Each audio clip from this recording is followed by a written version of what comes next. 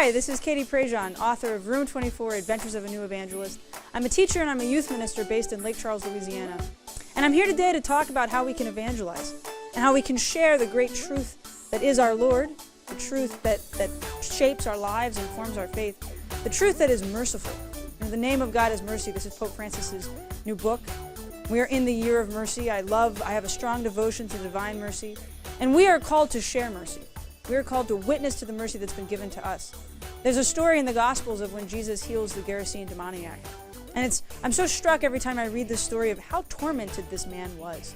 He was a man living among the tombs, a man completely isolated from society, a man possessed by this legion of demons. You know, a legion is 10,000 Roman soldiers. So we can reasonably conclude this man had 10,000 demons crippling his life, and the people hated him.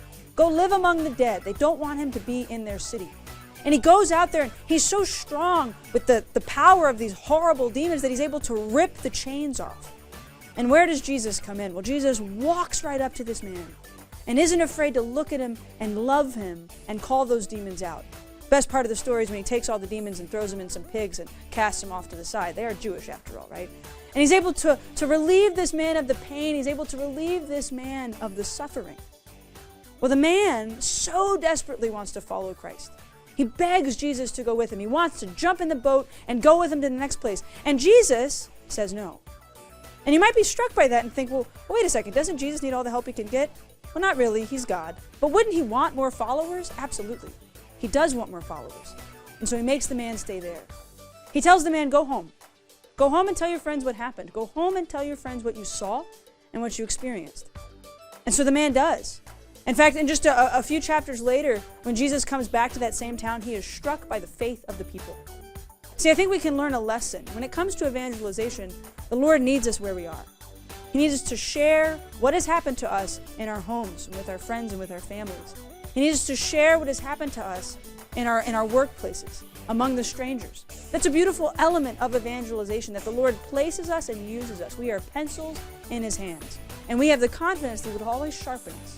He will always make sure that we are able to live for his greater purpose if we trust in his will.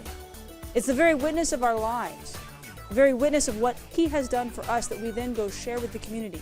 The same way this man, covered with these demons in his soul, was able to go back into the Decapolis and share what had happened to him.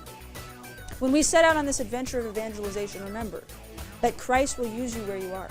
You will bloom where you are planted. You will be a witness wherever you are placed in life, if you give yourself over to his will and trust in the great mercy that he has given you. To learn more about this, check out Room 24, Adventures of a New Evangelist, or my website, katieprejean.com.